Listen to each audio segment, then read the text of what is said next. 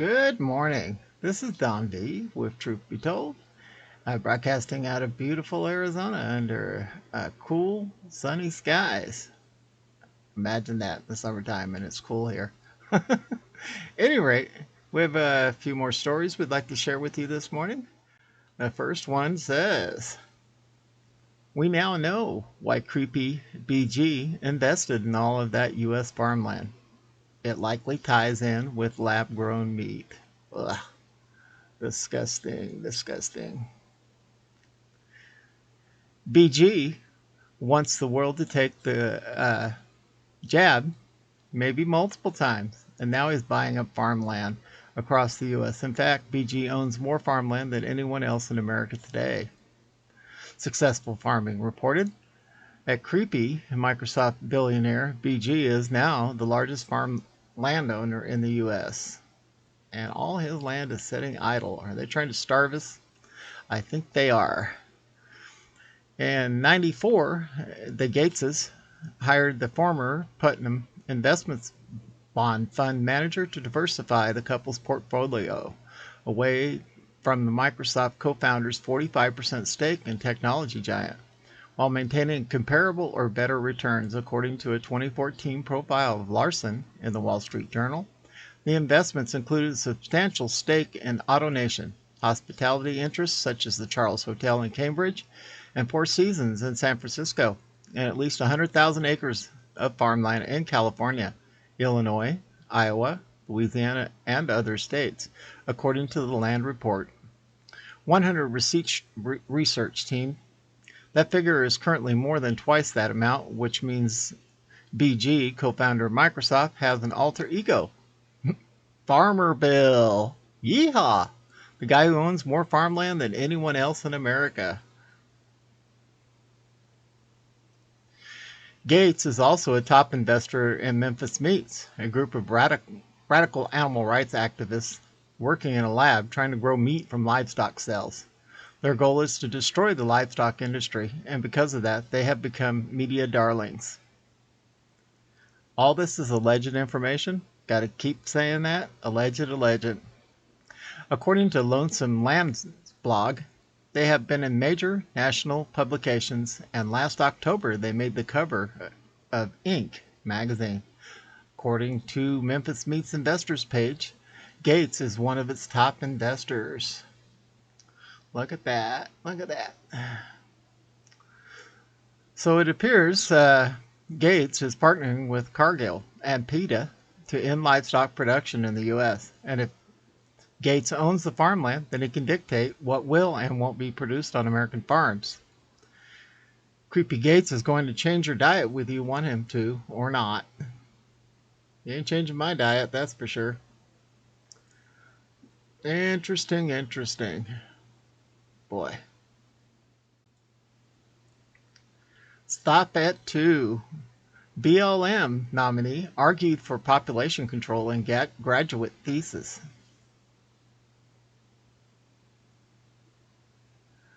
I'm not saying that word in front of his name. Joe Biden's nominee to lead the BLM advocated for population control in her '92 graduate thesis. Tracy Stone Manning produced a magazine advertisement for her thesis that called a shirtless American baby an environmental hazard. When we have children, the plants feel it more. Do the truly smart thing. Stop at 1 or 2 kids, Stone Manning wrote in her thesis. Multiple high-ranking Republican senators have called for Stone Manning's nomination to be revoked following Daily Caller News Foundation reporting of her involvement in 1989 eco-terrorism case that led to the conviction of her former roommate and friend. Not saying that word in front of his name. JB's nominee to lead the BLM, Tracy Stone Manning, advocated for population control in her 1992 graduate thesis. The origin of our abuses is us. If there were fewer of us, we would have less impact, Stone Manning wrote in her thesis. We must consume less, and more importantly, we must breed fewer consuming humans. Stone Manning also argued in her thesis that livestock grazing on public land is destroying the West. If confirmed by the Senate to lead the BLM, Stone Manning would control an agency that manages livestock grazing on 155 million acres of public lands. Boy, oh boy, just what we need, isn't it? So Manning's thesis was centered around 8 advertisements she created to bring attention to issues of overpopulation, overgrazing, the corporate timber industry, and 1872 mining laws. She argued the environmental movement desperately needs to use advertising's ubiquitous power if it is to capture mainstream America. The first advertisement featured in the paper was a picture of a shirtless American baby with the headline, "Can you find the environmental hazard in this photo?" Oh my gosh, and there's a picture of it right there. That's right, it's the cute baby Stone Manning advertisement read under the picture. Americans believe that overpopulation is only a problem somewhere else in the world, but it's a problem here too. The earth is only so big, and we can tap into it only so often. In America, we tapped in often and hard, she wrote, and when we overpopulate, the earth notices it more. Stop it too. It could be the best thing you do for the planet. Huh.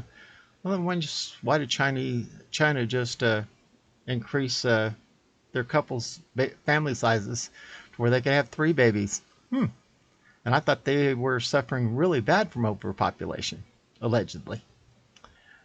Moving on. I know it would be my 3rd baby, but there's not a population problem here like in Africa or India. And besides, smart people like Bob and me should be the people having kids, the woman said in Stone Manning's script. I skipped a line here. It says Stone Manning also wrote a script for a 30-second television ad featuring an American woman drinking coffee in a yuppie home, thinking to herself about having a 3rd child. The script then cuts to a montage featuring footage of smokestacks, dams, traffic jams, and overflowing landfills, with a female voiceover stating, "A child born in America will burn 499 times more energy than a child born in Ethiopia. And each year, Americans add 2 million energy-eating humans to the earth. We consume 1/4 of all the world's resources simply by living as Americans. When we have children, the planet feels it more," the script states. Do the truly smart thing. Stop at 1 or 2 kids. Anybody hug a tree lately? Stone Manning wrote that she targeted the ads towards men and women planning their families and designed them to tug at the root of many of our environmental horrors. Overpopulation. The point is a simple one, she wrote. Harshly, the ad says that the earth can't afford Americans. More softly, they ask people to think about how their families' planning choices affect the planet. Stone Manning also created advertisements calling attention to overgrazing on public lands. She featured a print advertisement in her thesis saying that people would have a cow if they saw what grazing does to public lands. You mean like fertilizing the land, making it more healthy? It is overgrazed, most likely. The grasses won't grow back because the topsoil took flight, she wrote. Worse still, the government encourages this destruction. It charges ranchers under $2 a month to graze each cow and its calf on public land. Your land. That's right, miss. It's our land. Look at this. Oh, my word. Stone Manning wrote that the 8 advertisements she made for her thesis were designed to be ironic and shocking because irony and shock have value. They stop readers and viewers, making them pay attention. The White House and BLM did not return requests for comment. Republican opposition to Stone Manning's confirmation has grown considerably in recent weeks following reports the Daily Caller News Foundation and other outlets about her involvement in an '89 tree spiking incident.